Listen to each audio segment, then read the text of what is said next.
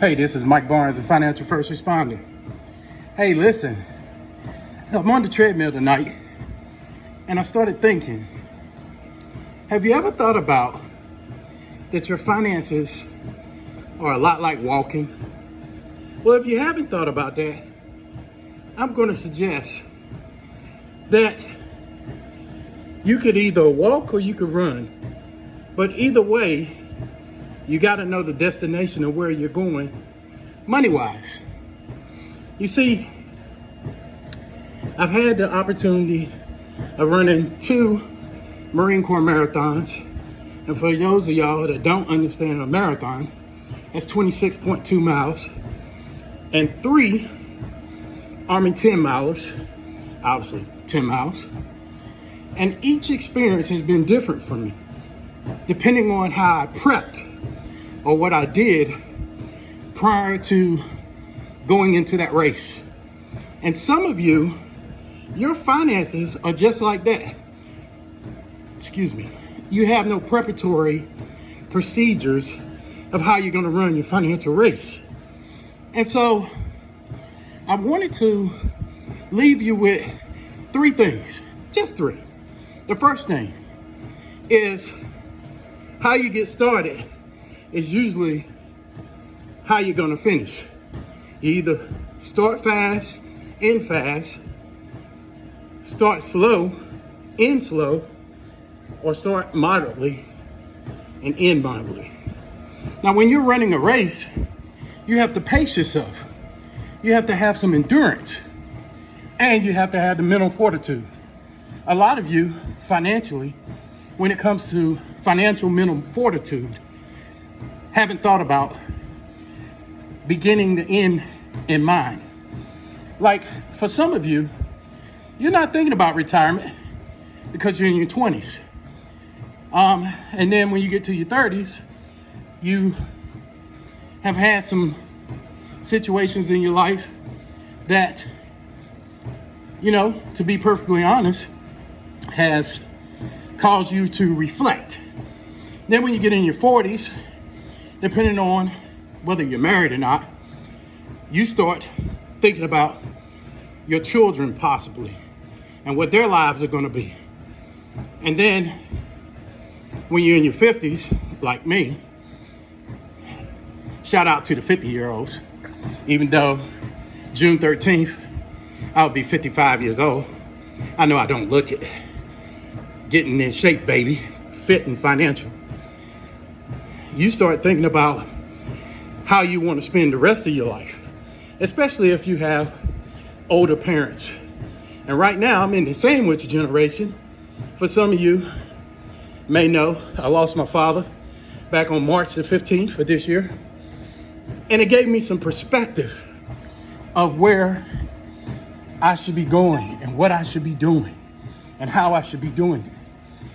And as far as the loved ones like my mother, who was left behind without her spouse of 51 years, would have made it to 52, but he passed prior to their wedding anniversary. It just got me thinking, like, what is life for? What do I want to do? And how do I want to help others? Because at the end of the day, we're going to be remembered by who we were to people and what we did for people, not how much money we have. Sometimes they'll remember us about our money, but as I increase this treadmill, you commonly think about what's your legacy? What's your legacy to your children? And what's your legacy to the world or your family and your community, depending on who you are. So I say that respectfully. Like, some of you probably haven't thought that far. When I got married 31 years ago, I didn't think I'd be at this point in my life. I wasn't thinking that far. But now I'm here, I definitely think about where I need to go and what I need to do. So, I just wanted to take a few minutes and talk about your walk in life, or your run, or your marathon, and how it really changes the way you do what you do financially. You see, we can sit and talk about what we gonna do, what we should do, and how we should do it. But you notice all three scenarios had do in it. And shout out to one of my mentors, Dr. Myron Golden. He always talks about be, do, have.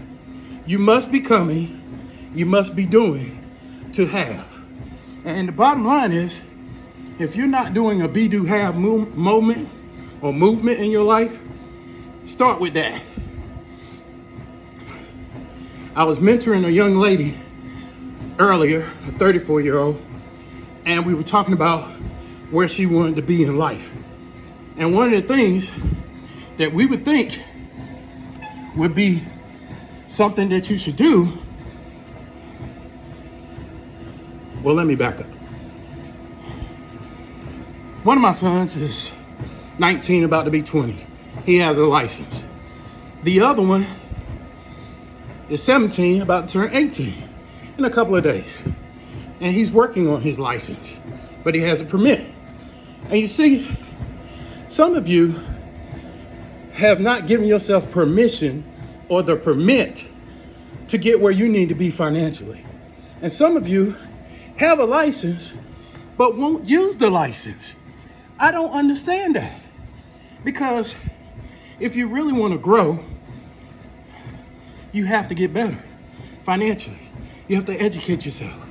You have to seek others. So what I'm saying to you in essence is, as I'm sweating on this treadmill, some of you are watching me and saying, that guy's crazy. He's on the treadmill. He's talking to me about money and finance, and he's sweating. You see, some of you have been sweating financially all your life. Some of you have been in a situation where stuff looks so bad that it doesn't look good for you. And then some of you, financially, because you've been hustling and bustling and making moves, you've been sweating too. So the question is, what kind of sweat you got going on right now? Is it the good sweat or is it the bad sweat? You see, what we find is people who sweat a lot financially, it's either one or two reasons. It's because they're doing what they got to do financially, or it's because they're not. And all I'm saying to you is you need to start looking at where you want to be financially in the next 4 years, the next 8 years. And I'm giving you 4-year increments, but we could do 5 and 10. The bottom line is, when I turn 55 in June, I'm looking at where I want my next 5 years to be. And I keep giving myself goals financially. And some of you, it's going to be based off of your job. Some of you, it's going to be based off your real estate. Some of you, it's going to be based off of your employees because they're helping you grow your company. And some of you, it's going to be whatever you let happen to you. So the question I have for you moving forward is, what kind of sweat you want? Do you want sweat equity or you want sweat debt?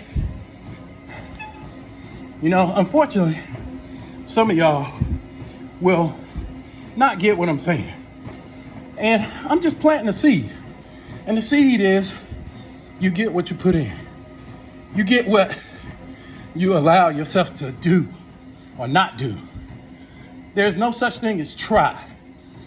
I was talking to my mama, and at 75 years old, she uses try for everything. A lady who has a PhD in education. I'll try to do it. And I said, Mom, why do you use try so much? You either do or you don't. She was like, it's just an easy word.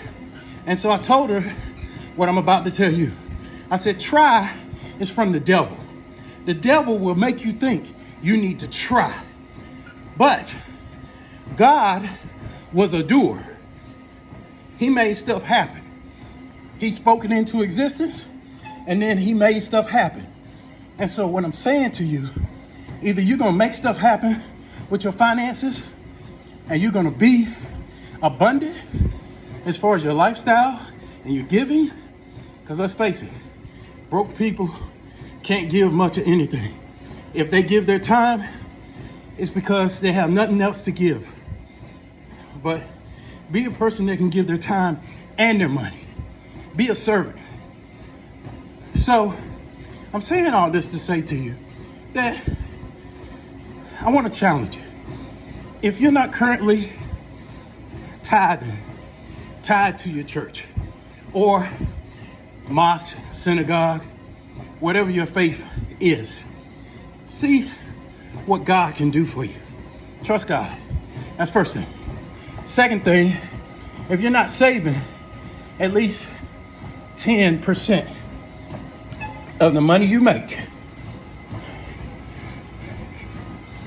do that. I did a video not too long ago saying pay yourself first. Some of you will never pay yourself first because you're worried about what everybody else thinks about you. See, when you buy a whole bunch of stuff, you get a whole bunch of problems.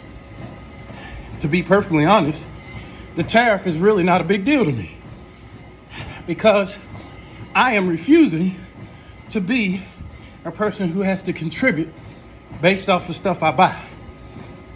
I'd rather be an investor, a saver, an asset gatherer. That's what we're looking at. Are you an asset gatherer? Or are you a person that consumes? Are you a person that understands or doesn't understand that they need cash flow when they get ready to retire? Stay tuned, because I'm going to be teaching a lot of information on cash flow. But this is just a message about, are you sweating for assets? Or are you sweating about your debt? Are you sweating about your cash flow? Or are you sweating about the bills you owe? I just want you to change the way you think. I want you to start thinking about abundance. Think about being more abundant. Thinking about helping others, and thinking about your next 5, 10, 15, 20 years. Because you're going to keep living unless you die. So you might as well be prepared. Look, I've been ranting on for about 13 minutes. This is Mike Barnes, the Financial First Responder. Please like and subscribe my channel, and God bless. Peace out.